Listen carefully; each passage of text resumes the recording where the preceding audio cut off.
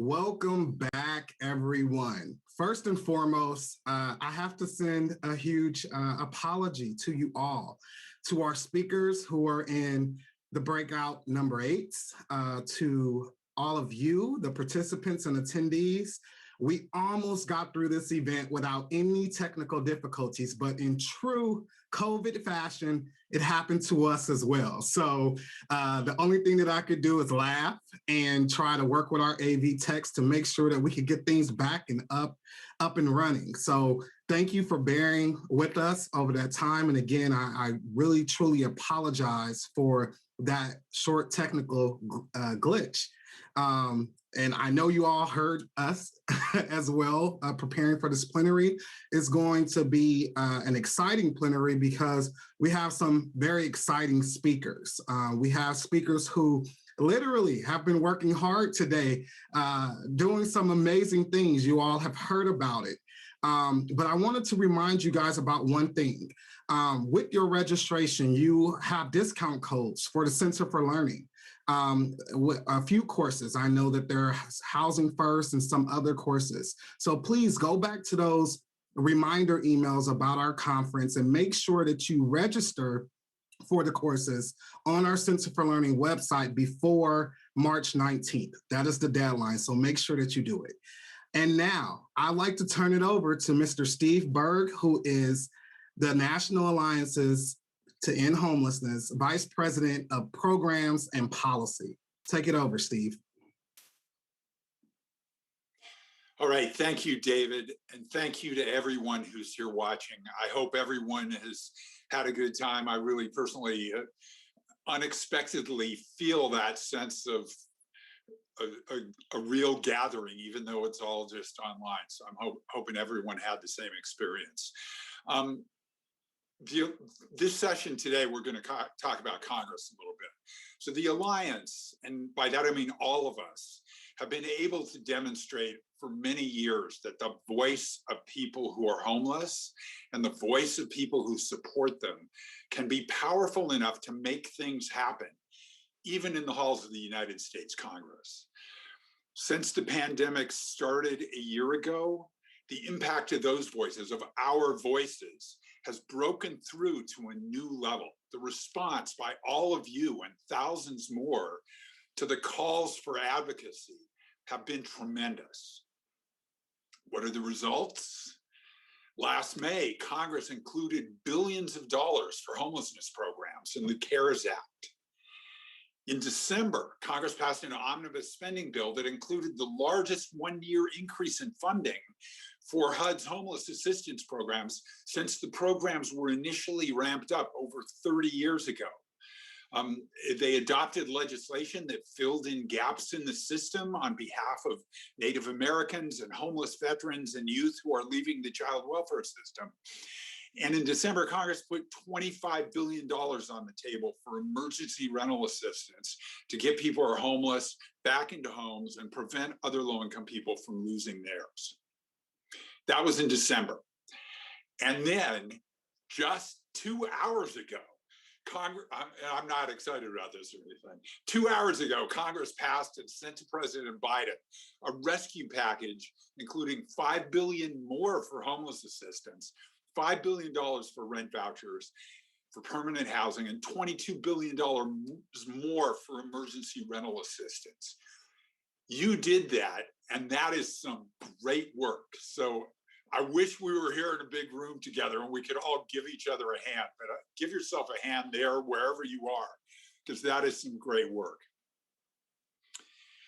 And I will also say, speaking of things that Congress did 2 hours ago, another important thing was the US Senate confirmed Representative Marcia Fudge as the new US Secretary of Housing and Urban Development. Secretary Fudge is going to be a great ally of ours. People who have talked to her and worked with her have been very impressed with the passion she brings to it.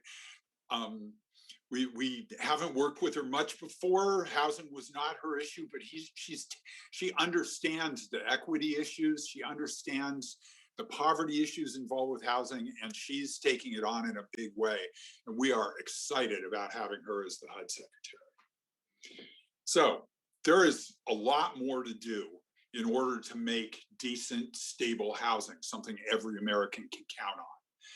But with a new president who was elected on a platform that includes unprecedented support for housing for everyone, and with growing public awareness, we have hope like we have never had that we will see big improvements in the system of housing in the US, a housing system that for decades and right up to today leaves too many people homeless, makes racial inequity worse, not better, that reinforces massive financial inequality throughout the country.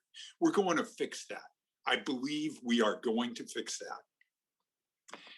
These results that we've seen and the hope that we now feel are a huge tribute not only to advocates, but to certain members of Congress who for years have led the work to adopt policies to help reduce homelessness, and who are letting us know that they intend to be leaders in the next big step toward achieving decent housing for everyone.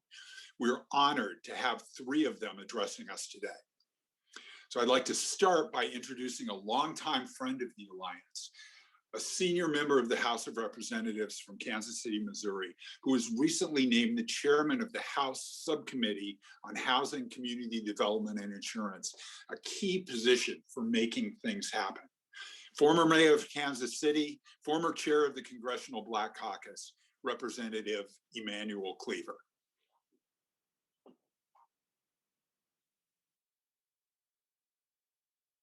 Thank you so much for inviting me to address the National Alliance to End Homelessness. Your network of over 10,000 providers is under tremendous stress during these times that we refer to as the COVID moment. I know that this is a troublesome time for all of us who are in the business of dealing with housing. When I was first elected to Congress, I had absolutely no interest in wanting to be the speaker, wanting to be the majority leader, the chair of the Democratic caucus, the captain of the Democratic baseball team, or anything else. I did want to be like a movie star for some kind of a drama based on the Congressional Black Caucus. But other than that, the only thing I wanted was to be the chair of the Housing, Community Development, and Insurance Committee. And finally, after 16 years, I've been able to reach that point, and I am extremely happy to be in that point. I spent my first 6.5 years of life in a shanty, in a shack that slaves actually lived in during the 1800s. It's on Kaufman Street, 26 minutes from downtown Dallas, in a place called Waxahachie. And I grew up in this house with my mother, my father, and my three sisters.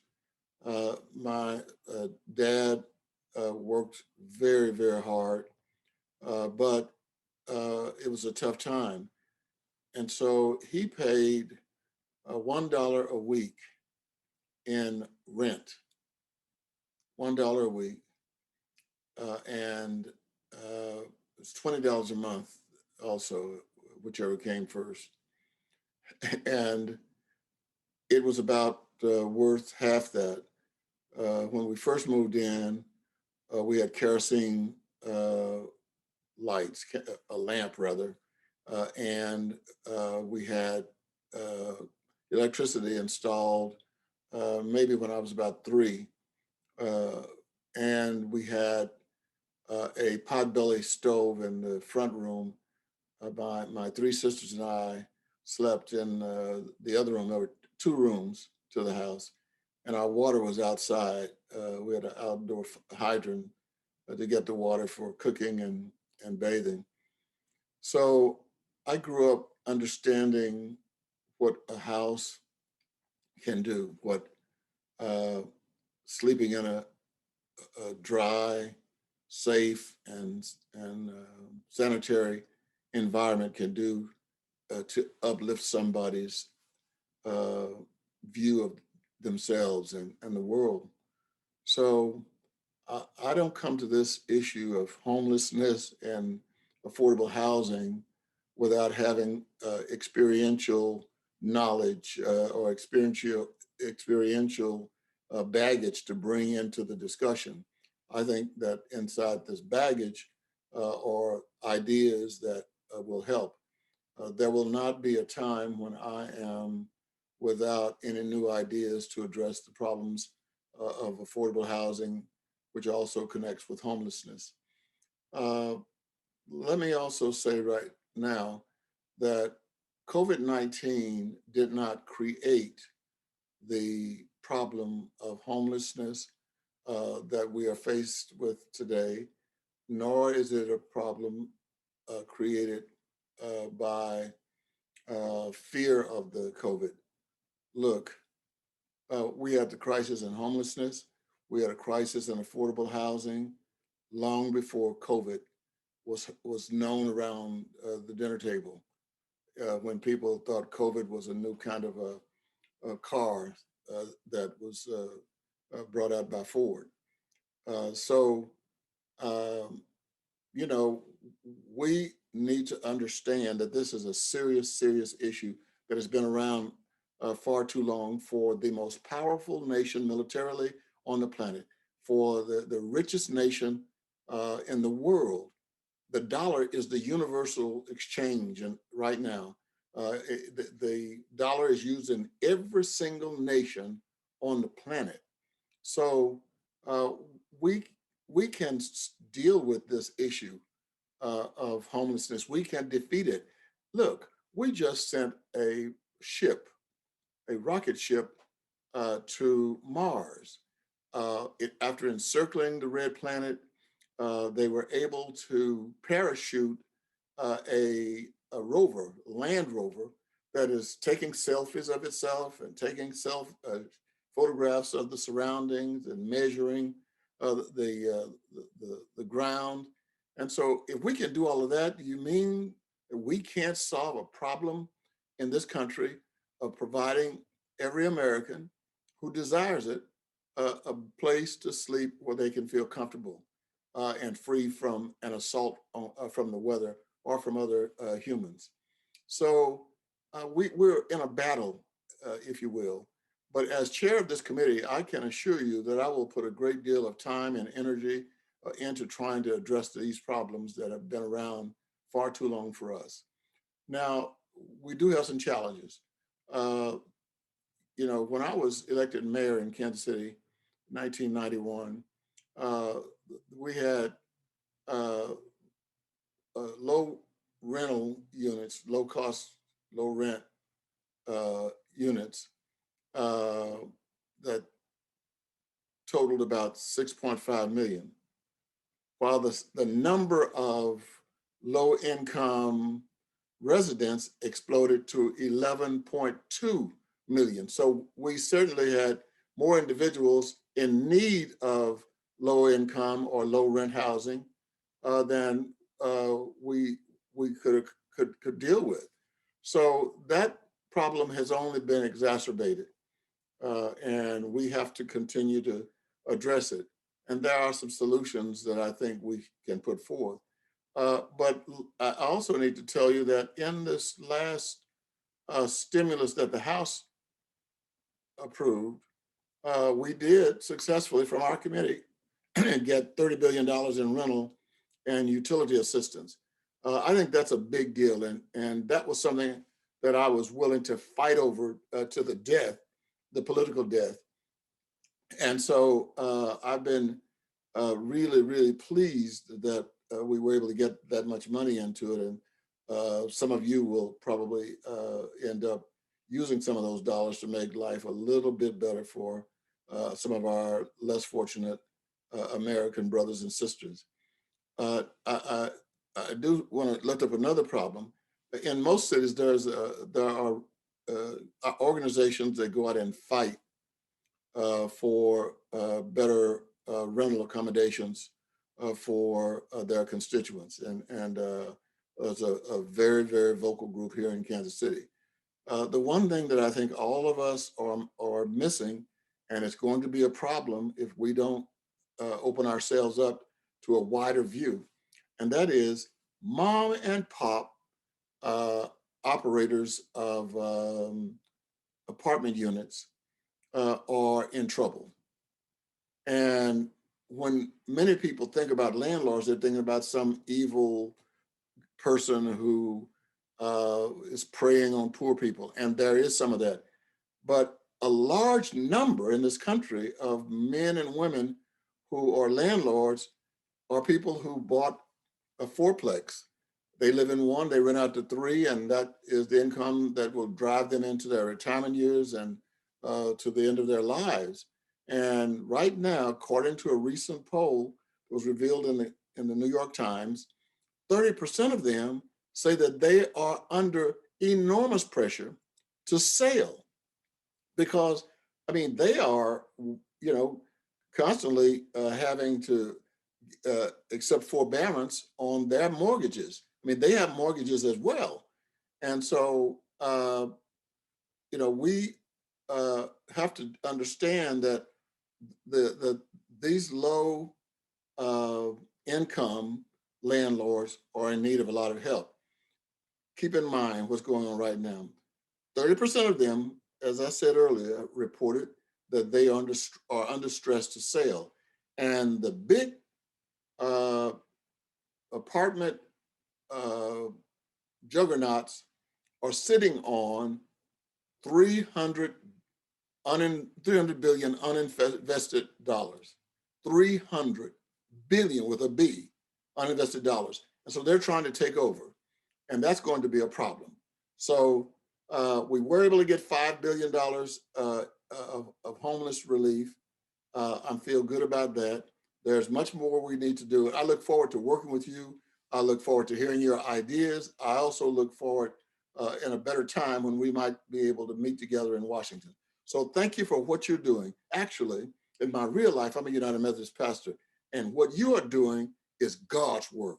That's God's work. When you're trying to provide some comfort to a soul who is in difficulty, that is the work of God. Thank you, godly people, and continue to do what you're doing.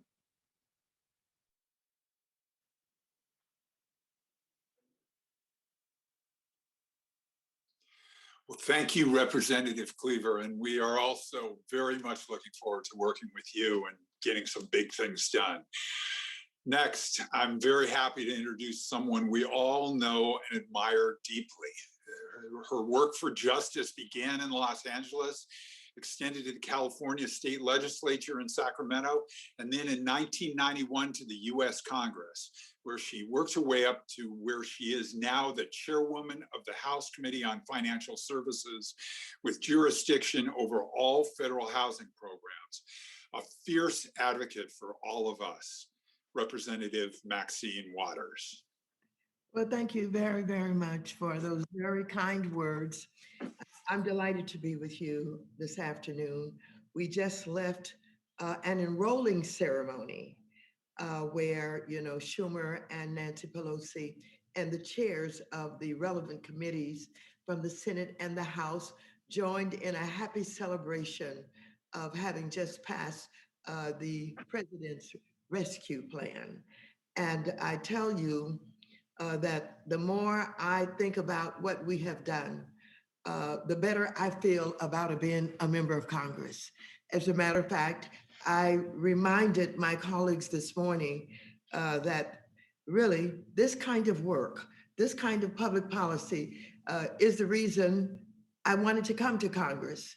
And today, having passed this bill, with all the work that has gone on in order to really respond to the needs of the people during this pandemic, I feel very proud to be a Democrat in the House of Representatives on this particular day. And the people of this country are going to benefit mightily from the work that has been done. This is $1.9 trillion. and the president had been discouraged from, trying to get this much money spent. And the president was convinced that it had to be done, and he worked very hard to get cooperation and tried to get the Republicans to join in to co-sponsor this bill. For many, many reasons, they have not done it. Probably the most prominent reason is fear. They're fearing ex-President Trump, and they don't know whether or not they're going to be primaried. And so they feel as if they've got to stay on his good side, no matter the fact that over 70% of the American people are supporting the bill. And for all of those members whose constituents are supporting the bill, I think that they're going to have to answer to them on this one. They get away with a lot, oftentimes not representing the people who vote for them and send them here. But on this one, people are hurting. The food lines for hungry families is off the scale. In Los Angeles, every day almost for months, churches, nonprofit organizations, entertainers, what have you, have been giving out food, and the lines are simply around the block. And people are eager to get the bags and the baskets of food because they're hungry. Many of them, the husbands, the wives, the heads of the household, they've lost their jobs, they've been laid off. Many families don't know what to do. These single heads of household with children that are not in school, and they need child care and they don't have it. And many of them, had to leave low-paying jobs to stay home and try and take care of their kids and get money and resources from wherever they could get them. Churches have been helping out, but this bill, this comprehensive piece of legislation that will give the heads of household $14,000 each, and each child are dependent, each will get $14,000. That is significant. We wanted more in this legislation for the unemployment insurance supplement, the way that we did in the CARES bill. It is not $600. It's not even $400 that we had compromised on before the president started with this rescue plan, but it is $300. But I want you at some point in time to take a look at the work that Rosa DeLauro did in appropriations for children.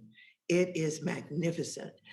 Not only will there be a tax credit for parents that they could get all at one time, or they could spread it across a number of months. But each child is going to get an amount of money each month. And I think it may be in the neighborhood of in excess of $300, but this is money that will be coming to them that they can count on every month. And this work that, she's done working with others really will help to get children out of poverty. This may end poverty because of the fact that they will have more income than they've ever had before, some of these families. And as you know, the way the welfare system has worked, where many people have been cut off of welfare because they reached the limit, a period of time that they could be on and on and on. They were just surviving, barely surviving, but this is going to be very, very helpful. So I'm pleased about this bill. I'm pleased about the fact that the cities and the states are finally going to get money for the frontline workers. I'm pleased that this president is so committed to getting rid of COVID-19, that we have more money in this bill that's going to be needed for the vaccines. Everybody who wants to get a shot will be able to have it. And so we have worked in ways to really respond to this pandemic. But I want to tell you, in my committee, the Financial Services Committee, I had over $70 billion that I could apply to those issues that come before me. And of course, rental assistance was a big issue for me. Rental assistance, You know, we went back and forth. I started out at one time, I wanted $100 billion. And of course, I couldn't get anything in the CARES Act. But as we've worked through this, I've ended up with a substantial amount of money. And the president said, this is only the beginning. We will end up with about $22 billion for rental assistance that will go for our renters and our landlords. I heard Mr. Cleaver just referring to the plight of small landlords. And it's absolutely true. I've been talking with them. They are frightened about, you know, what is happening to them. Many of them cannot do the repairs. They cannot respond to even the requests that are being made by the parents just to keep the place safe and secure, et cetera.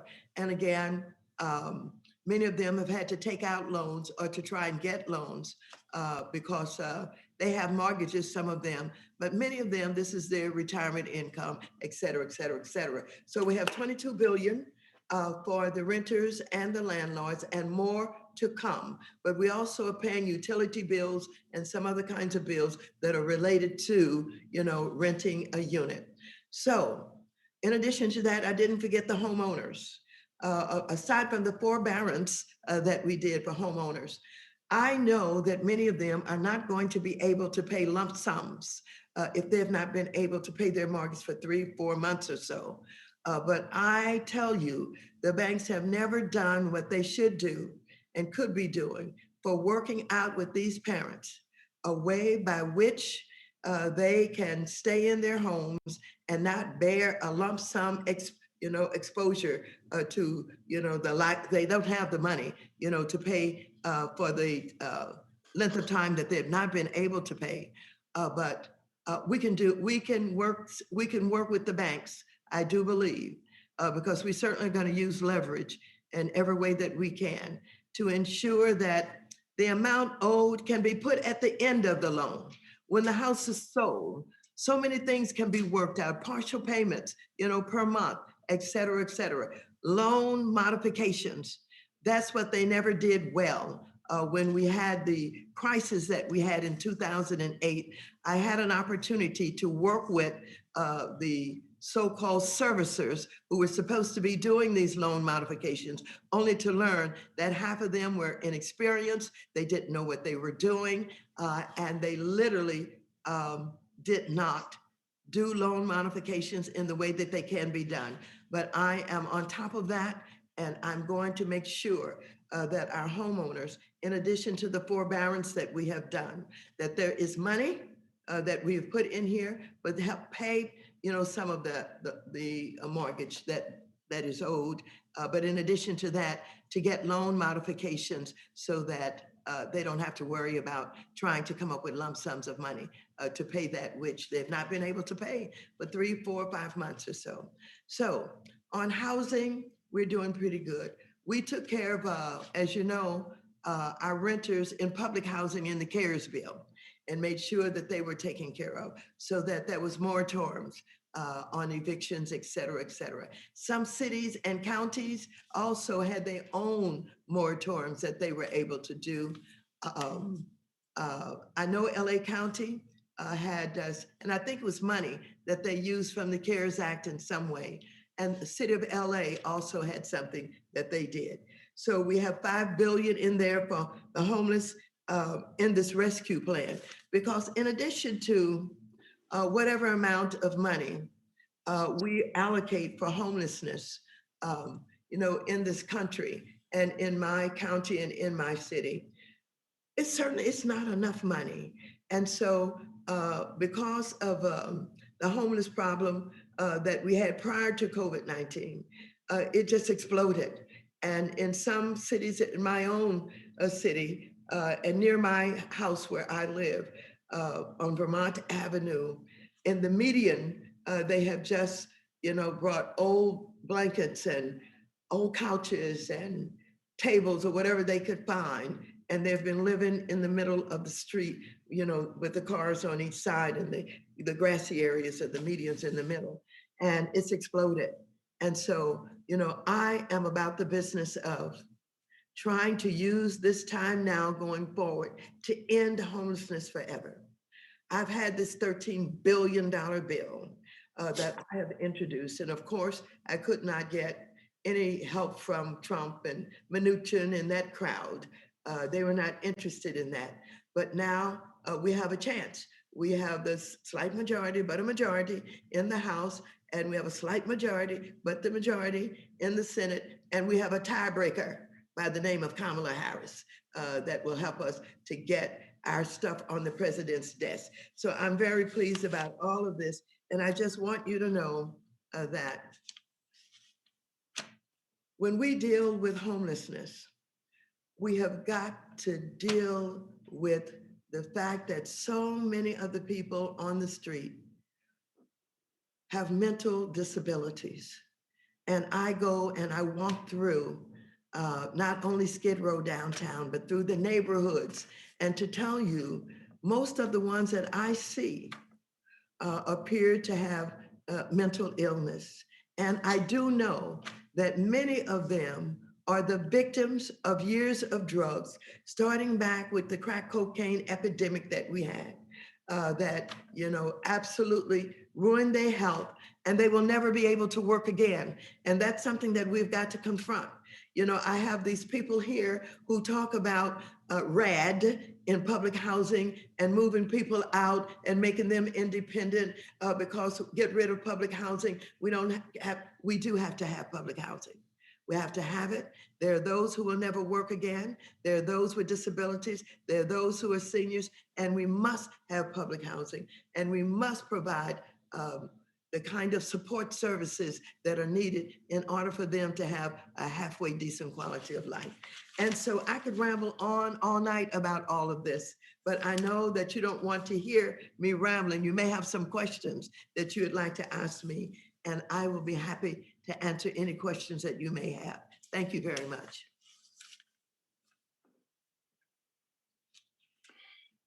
All right, thank you, Representative Waters. We're looking forward to doing big things with you and with your committee in the coming years. Thank you for all your work. Next up, we have from the United States Senate, a long-time fighter for housing rights and better responses to homelessness at the state level and then in the US Congress. He's the chairman of the Senate Committee on Banking, Housing, and Urban Affairs, with Senate jurisdiction over all the housing programs from the state of Ohio, Senator Sherrod Brown. I'm Sherrod Brown. It's an honor to serve Ohio in this country in the United States Senate. Thank you to the National Alliance to End Homelessness for inviting me. More importantly, thank you for the work you are doing to end homelessness in this country in response to the absolutely extraordinary challenges presented by the coronavirus. You know too well already how housing and homelessness crisis in this country, what it looked like before the pandemic. A quarter of all renters paid more than half their income in housing. Nearly 600,000 people were experiencing homelessness on any given night. COVID-19, to be sure, has made all of these struggles that much worse. This pandemic has uniquely affected people experiencing homelessness at a time when we're recommending everyone stay home and wash their hands. People experiencing homelessness have no way to stay safe. That's why your work on their behalf is so much more important, really, than ever. I now serve as the chair of the Senate Banking, Housing, and Urban Affairs Committee, a committee whose work has been too much about banks, not enough about housing, and almost nothing about urban affairs. We know several things about housing that without it, all the other challenges we face become harder to overcome. Without affordable homes and safe neighborhoods, people don't live as long, their medical care is inadequate, their children attend struggling schools, they don't have nearby grocery stores with nutritious food. In short, housing is the gateway to opportunity, and as you know too well, too many Americans are locked out of it. The Senate Banking and Housing Committee will focus on housing perhaps more than the committee ever has. I'm thrilled to work with my fellow Clevelander, Congresswoman Marcia Fudge, to do that when she is confirmed as HUD Secretary. We're going to work to make sure everyone can find and afford a home no matter who you are, where you live, what kind of work you do.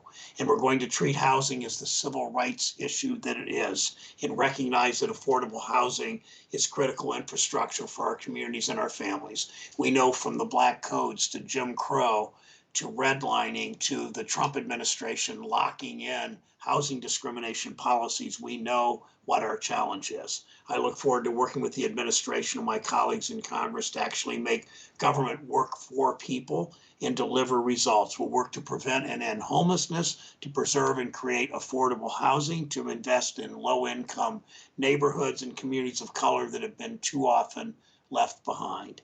We'll combat racial and ethnic disparities, structural racism, and income inequality, wealth inequality in our housing systems, and strengthen fair housing protections. Don't let anyone tell you we can't do it. I look forward to our continued work together to end homelessness and make safe, affordable housing a reality for millions more families in our country. Thanks for having me.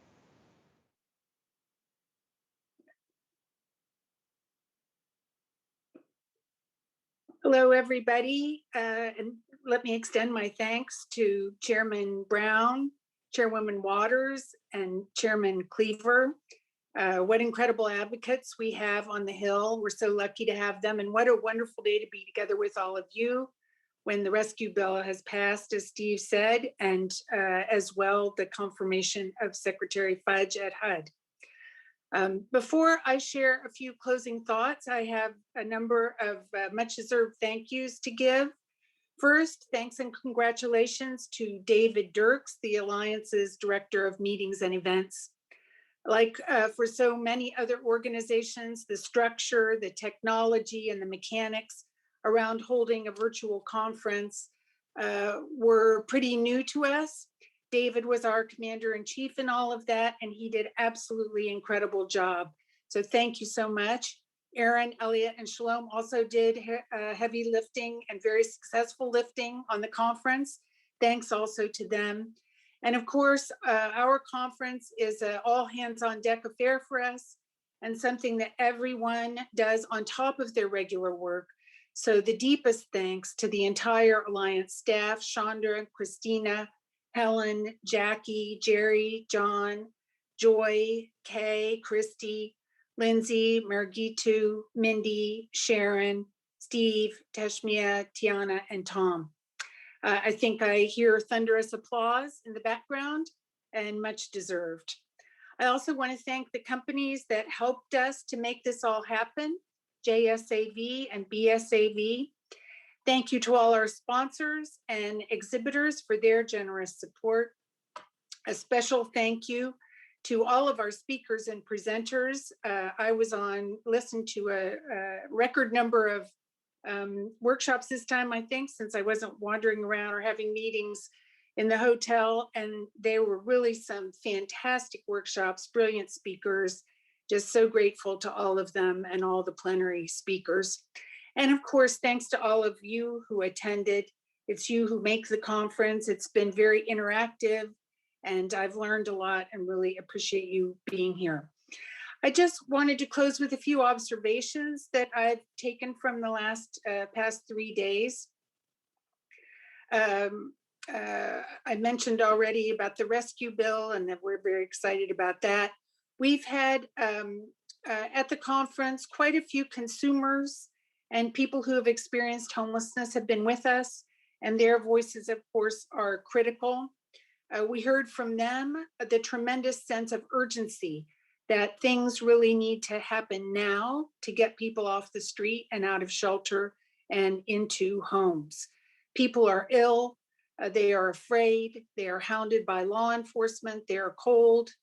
The people that were at the conference made it clear that we must act with urgency. And again, I would note that we have a once in a lifetime opportunity with the rescue bill to get a lot of people into housing quickly. I know that everyone has a lot on their plates, but what we have on our plates pales in comparison to what people experiencing homelessness are going through. So we must act urgently. I did not hear too much, and it may have just been the workshops I was in, of planning for the post-pandemic future. Of course, it's difficult to think, we're all so busy, it's difficult to think about what's going to happen next. We didn't talk so much about employment. I know that came up in some workshops. There was a workshop on it. But I am worried that many people, especially youth and young adults, are not thriving in the current COVID-driven school environment and are going to have trouble attaching to the job market. If we don't focus more on employment, a lot of people will become homeless, and we're setting up the homeless population for the future. So we must start thinking ahead about that. There was a lot of discussion about health disparities and the housing health intersection and the opportunities to take advantage of the new awareness of the link between housing and health. And I think that's an important area of opportunity. Data helps us to improve our outcomes. And very importantly, it also helps us to identify disparities and understand what works to create racial equity and equity overall. We're lucky to have some data infrastructure in the homelessness system, but it's probably ready for a reboot.